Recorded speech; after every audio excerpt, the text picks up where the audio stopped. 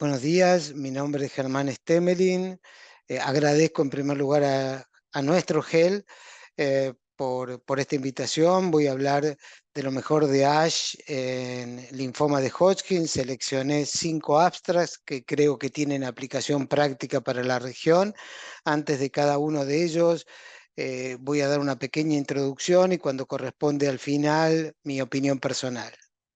Estos son mis conflictos de interés y el primer abstract pertenece a Sarah Rutherford y colaboradores y nos habla del estudio del SWOG 1826, un estudio que ya fue presentado para toda la casuística en ASCO del 2023, pero en este caso en ASH se hace un subanálisis solamente para pacientes mayores de 60 años. El 1826 lo que hace es comparar cabeza a cabeza lo que sería el gold estándar, entre comillas, para avanzados, esto es el Ekelon One, Brentuximab ABD, versus la rama experimental Nivolumab ABD.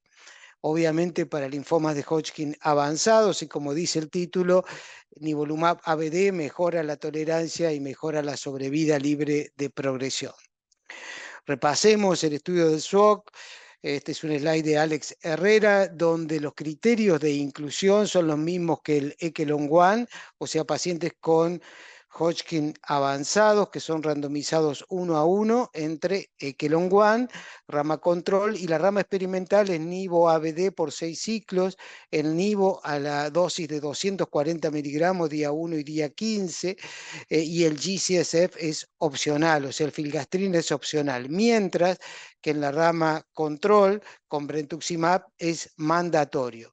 El endpoint primario es sobrevida libre de progresión y se enrolaron 470 pacientes en cada rama. En ASCO se mostró estas curvas de sobrevida libre de progresión con una mediana de seguimiento de solamente 1 año. La diferencia era estadísticamente significativa. Pueden ver cómo las curvas se separan más allá de la finalización del tratamiento y al año es 94% para Nivo, 86% para Brentuximab. Esta diferencia es estadísticamente significativa y me gustaría que recuerden el 86%, sobre todo por el slide que corresponde a los mayores de 60 años. En términos de sobrevida global, no alcanzaba niveles de significancia la diferencia. Seguramente esto estaba vinculado al escaso tiempo de seguimiento. Creo que solo es una cuestión de tiempo. El abstract que se presentó en ASH habla de Hodgkin mayores de 60 años, pero ¿cuántos son los Hodgkin mayores de 60 años? Obviamente no son la mayoría, pero de acuerdo a la incidencia del Reino Unido, como pueden ver por la línea en puntos roja, entre el año 16 y 18 tampoco son tan pocos. En azul están los varones, en rosa las mujeres mayores de 60 años. Concretamente en el estudio 1826, exactamente el 10% de los pacientes eran mayores de 60 años, son casi 50 pacientes en cada rama. Y ahora sí vamos al abstract, donde básicamente había 2 puntos para atender. Por un lado, la tolerancia en esta población mayor y por el otro, la efectividad. Con respecto a la tolerancia, es ampliamente conocido cuáles son los efectos adversos que podemos esperar de las nuevas drogas. En el caso de los inhibidores de checkpoint, básicamente fenómenos autoinmunes, pero que se dieron y en todos los casos en formas leves. Mientras que por el brentuximab lo más destacable es la neutropenia con eventual sepsis y la neuropatía periférica. Las columnas 2 y 3 lo que nos muestran son los efectos adversos más relevantes en cualquier grado y la 5 y 6 solamente las formas severas. Como pueden ver, sepsis, que siempre es un efecto severo, se presentó en el 21% de los pacientes con brentuximab contra solo 6% de los pacientes con nivo. Esta diferencia es significativa y explica en gran medida el por qué hay una diferencia significativa entre la mortalidad no relacionada a enfermedad de base en contra del brentuximab.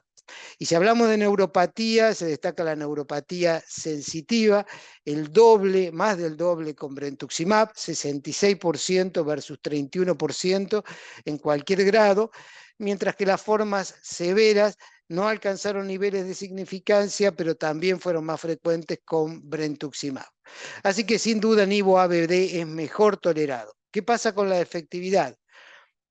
Bueno, tengo que reconocer que esta curva me sorprendió porque, en primer lugar, para los pacientes con nivo-ABD mayores de 60 se mantiene el porcentaje de respuesta al año. Para la población general era 94%, aquí 93%. La que cae de forma muy manifiesta es brentuximab ABD, era 86% para la población general al año, y aquí es 64 puntos, más de 20 puntos por abajo, 64%. La diferencia es estadísticamente significativa entre las dos curvas y hay casi 30 puntos de diferencia. Así, sobrevida libre de progresión y eventos es mejor con nivo. En cuanto a la sobrevida global al año es de 95% para nivo, 83% para brentuximab, una tendencia clara a favor de nivo que todavía no alcanza niveles de significancia. Sí es significativa la diferencia de mortalidad no relacionada a enfermedad de base, 14% para brentuximab, 4% para nivo, y la causa principal fue sepsis. Y también el porcentaje que discontinuaron el tratamiento fue estadísticamente distinto, 33% con brentuximab, 10% con nivo.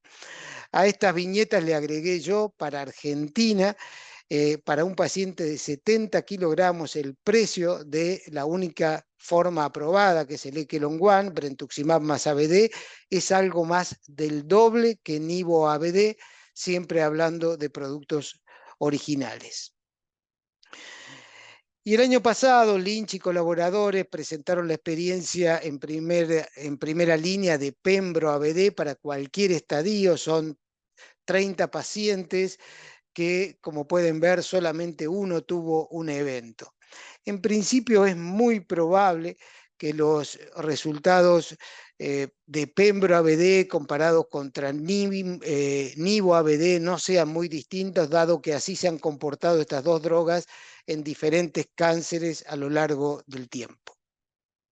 En conclusión, Nivo-ABD es superior a Brentuxia-ABD, tanto en efectividad como tolerancia, y en mayores de 60 años la diferencia es aún mayor. El segundo abstract que seleccioné es de Elizabeth Phillips, que nos remonta a un estudio que seguramente todos conocemos, el estudio Rattle.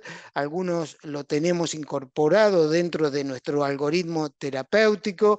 Ya se ha presentado los resultados que podrían llamarse finales, con una media de seguimiento de 7 años, pero en este caso en ASH lo que hicieron fue un análisis de cuánto afectaba la bleomicina a la función pulmonar, y como dice, bleomicina afecta a la función pulmonar por al menos 5 años después del tratamiento del linfoma de Hodgkin. Esto es comparando la rama ABBD y ABD, pero vamos al diseño. Recordemos el diseño del Rattle, realizado por el Cancer Research del Reino Unido. Son más de 1.200 pacientes con temprano desfavorable o avanzados que van a ABBD por 2, luego se hace un PET interino. Nos vamos a la parte inferior del gráfico, donde los pacientes con PET interino 2 negativos son randomizados 1 a 1 entre ABBD versus ABD, ambos por 4 ciclos. Dichos en otros términos, en una de las ramas los pacientes reciben 6 ciclos completos de bleomicina y en la otra solamente 2. Como dije antes, el estudio Rattle, este año Stefano Luminari publicó para el grupo la sobrevida libre de progresión y la sobrevida global, pero ahora con una mediana de seguimiento de 7 años, donde no hay diferencia entre la rama ABBD y ABD para aquellos pacientes que eran PET interino 2 negativos. ¿Qué pasa con la toxicidad pulmonar? El miedo principal de la bleomicina es la evolución hacia la fibrosis. A la izquierda, una mujer antes de empezar el ABBD, la misma persona 10 meses después, 4 meses después del ABBD, evolucionada a fibrosis pulmonar e insuficiencia respiratoria. Y sabemos mucho de la toxicidad de la bleomicina sobre el pulmón, porque esta fue una droga desarrollada en 1966, utilizada entonces para muchos cánceres, hoy mucho menos. 10 a 35% de los pacientes tratados con ABVD presentan algún grado de toxicidad pulmonar, de 4 a 5 progresan a fibrosis fatal. Hay mayor riesgo de toxicidad en los mayores, en los fumadores, en los que tienen insuficiencia renal, también en los que tienen cualquier patología pulmonar significativa de base. Aparece desde los 6 meses del inicio de la exposición. Hay un cuadro de neumonitis por bleomicina relativamente agudo que eventualmente puede no evolucionar a fibrosis y ser transitorio. Hay varios artículos que señalan que la sobrecarga de hierro puede favorecer la toxicidad. De hecho, la unión entre la bleomicina y el peróxido ferroso dañan el DNA del endotelio de las células pulmonares. Algunos case reports hablan también de que la quelación podría ser parcialmente beneficiosa. Subyacente a todo el abstract está la pregunta de si la toxicidad de la bleomicina sobre el pulmón es dosis dependiente, esto es, si dar 2 ciclos de bleomicina completos es mucho mejor que dar 4 ciclos. Entremos en el abstract. En el RATL entraron 670 pacientes con una edad media de 33 años, 8% eran mayores a 60 años, el 15% tenían enfermedad pulmonar previa, 8% asma, el 18% eran fumadores, 22% exfumadores. El endpoint primario tiene que ver con la función pulmonar medida por difusión de monóxido de carbono. El 30% tenía una difusión de monóxido de carbono inferior al 70% de la prevista. Como pueden ver, no había gran diferencia entre aquellos que tenían masa mediastinal o no tenían masa mediastinal al momento del diagnóstico. Y quizás este es el gráfico más importante. En las ordenadas, la difusión de monóxido de carbono, en rojo los pacientes con ABVD.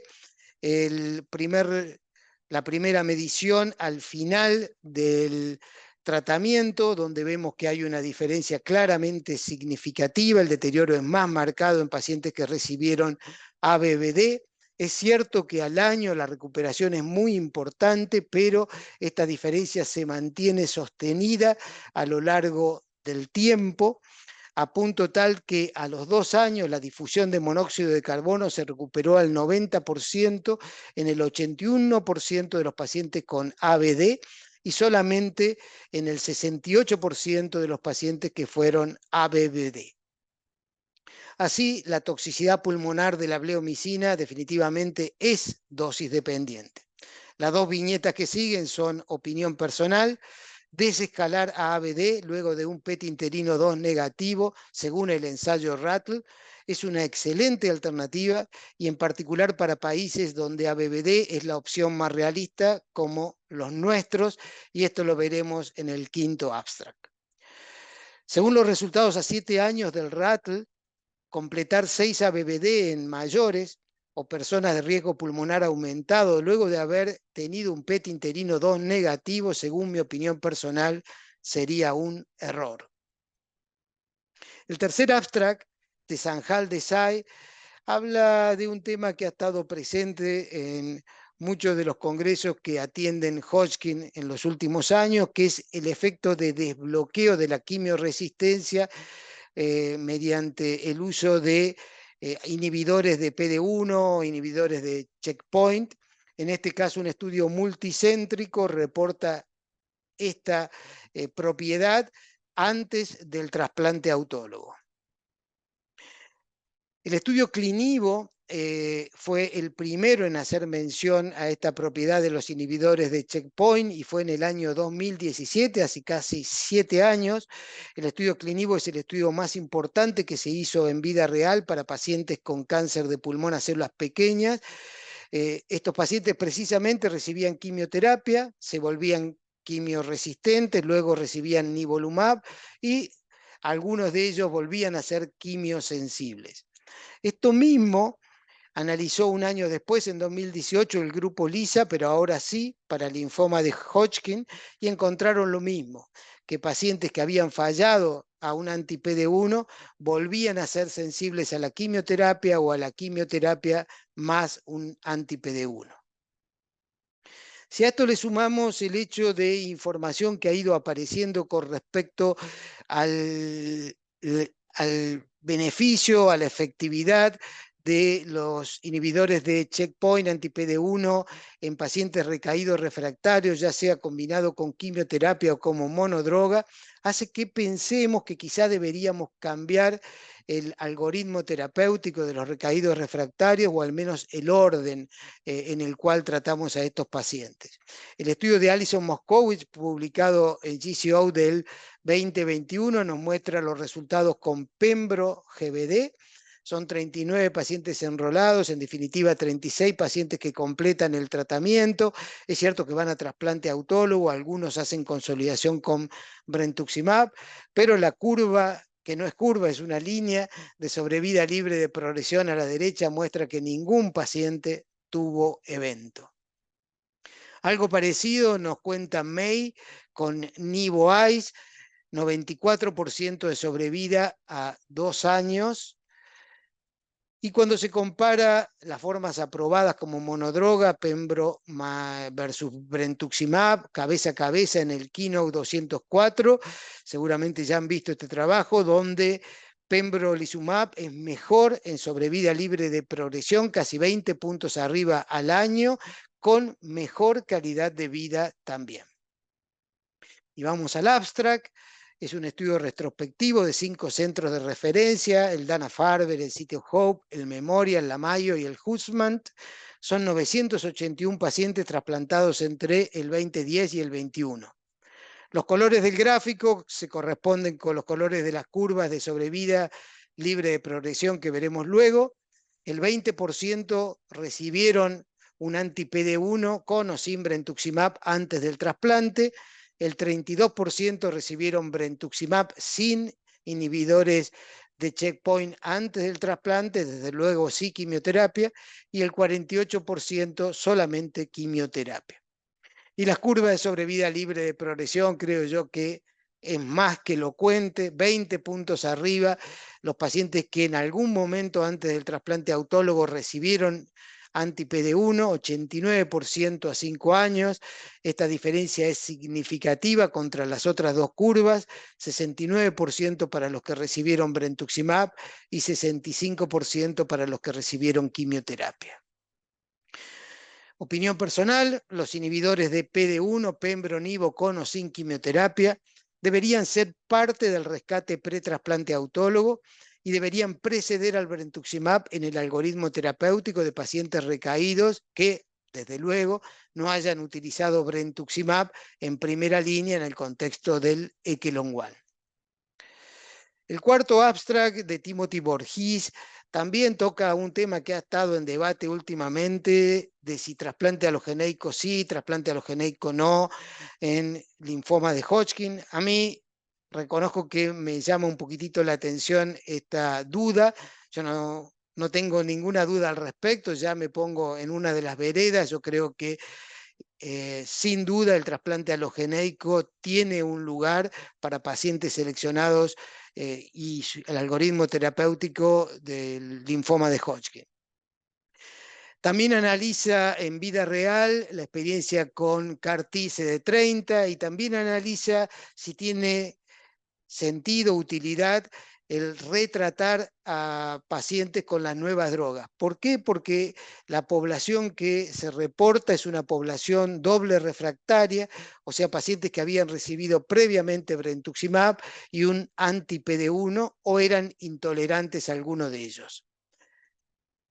Así que las 3 preguntas que tiene el abstract es si hay lugar para el trasplante allogeneico en Hodgkin, cuáles son los resultados de la CAR-T CD30 y si retratar el rechallenge con brentuximab, anti-PD1 en dobles refractarios tiene sentido.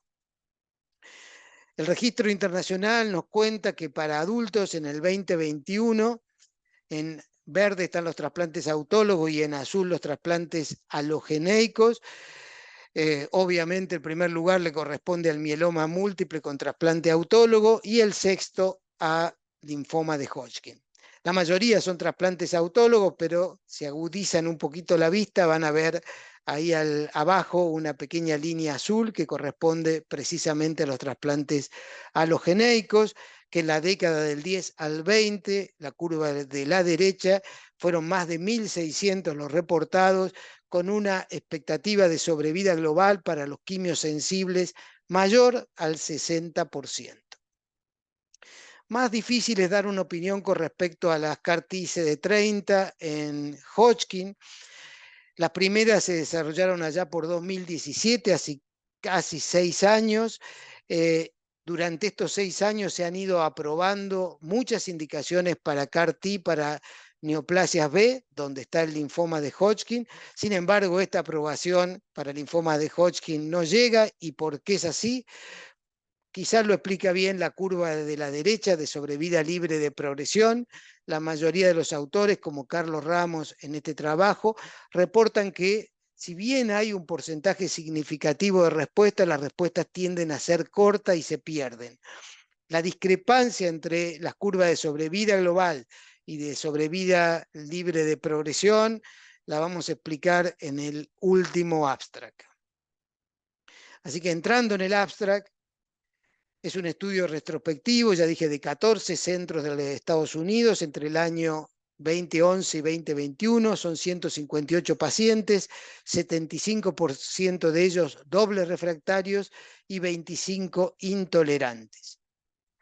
La tercera pregunta es si tenía sentido retratar a estos pacientes, pues esta es la serie más grande de pacientes dobles refractarios retratados. El 37% fueron retratados con un anti-PD1 y de estos el 27% alcanzaron remisión completa y el 54% algún grado de respuesta. Y algo bastante similar ocurrió con el brentuximab, 25% fueron retratados, 33% de remisiones completas y 63% de respuestas globales. Cuando se comparó a estos pacientes versus aquellos que no habían sido retratados, no hubo diferencias en sobrevida global. Y es por eso que los autores dicen que retratar podría tener sentido, pero utilizado por un tiempo corto, y en el caso de haber respuesta, utilizarlo como puente para una terapia que sí sea curativa, como trasplante alogeneico. Ellos también mencionan a las CAR-T. Y con respecto al trasplante alogeneico, esto es una curva que compara trasplante sí, trasplante no. Cualquier curva de este tipo tiene un sesgo tan importante a favor de trasplante que no vale, creo yo, hacer el análisis. Allí están los pacientes FIT, allí están los pacientes quimiosensibles, pero sí mencionar que 29 pacientes, el 18%, fueron a trasplante alogeneico y que de estos a 3 años la sobrevida global es del 96%. Tratándose de trasplante alogeneico, es muy probable que muchos de estos pacientes estén curados. Más difícil es dar una conclusión con respecto a las CAR-T, dado que fueron 24 pacientes, la sobrevida global a los 3 años fue del 86%, no hay datos de sobrevida libre de progresión en este abstract, y como ya vimos, muchas veces no coincide la curva de sobrevida libre de progresión con la de sobrevida global. Así que retratar con brentuximab o anti-PD1 en dobles refractarios, creo yo que es una alternativa como puente a trasplantes, ya que tiene un más de 50% de respuestas globales y más de 25% de remisiones completas. Para nosotros sería un problema, dado que es difícil conseguir que el financiador nos pague una segunda ciclo, segunda tanda de tratamiento con estas drogas. El trasplante alogeneico casi siempre RIC, ya sea idéntico o haploidéntico, no tengo ninguna duda que es una alternativa de curación para pacientes seleccionados. Y con respecto a las CAR-T CD30, es un tratamiento aún no consolidado. Información publicada reporta respuestas mayoritariamente transitorias.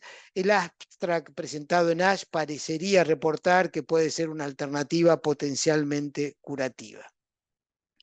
Y el último abstract es un abstract muy cercano de nuestro grupo GEL, que, como está remarcado en verde en el centro, fue premiado como póster de la doctora Sofía Rivarola y colaboradores. Son 864 pacientes con diagnóstico nuevo de Hodgkin, con la descripción clínica, los patrones de tratamiento y la evolución, y también analiza el impacto que tiene el tener o no acceso al PET. Y esto de tener o no tener acceso al PET se vincula a nivel socioeconómico y al nivel del sistema de salud. El único antecedente que encontré publicado fue este trabajo brasilero que analiza la sobrevida de los pacientes de acuerdo al nivel socioeconómico y muestra que los pacientes con más alto nivel socioeconómico tuvieron mejor sobrevida que aquellos con más bajo nivel socioeconómico. Seguramente a nadie sorprende esta información, pero es bueno verlo plasmado en curvas. Lo que sí señalar que este artículo fue publicado en el año 2006, antes de las nuevas y caras drogas, así que es muy probable que hoy estas curvas estén más separadas aún.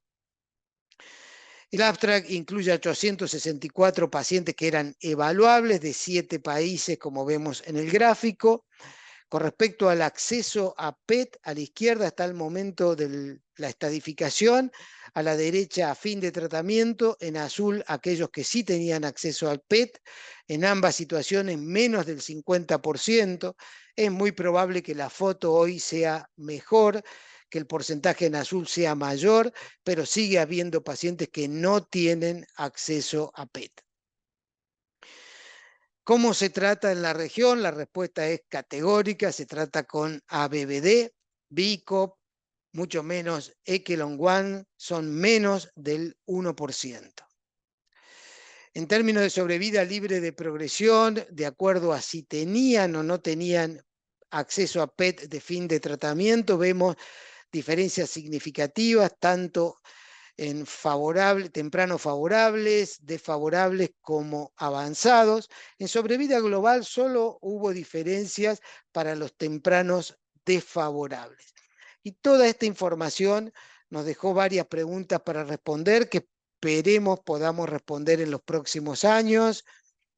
Cuando no hay acceso al PET, todos los pacientes con estadios tempranos favorables que deben ser tratados con ABVD corto, 2 a 4 ciclos, deberían ser irradiados o están siendo irradiados. El 57% eran avanzados, pero solo 1% recibió Echelon One. ¿Es esto una decisión médica o es un problema de acceso?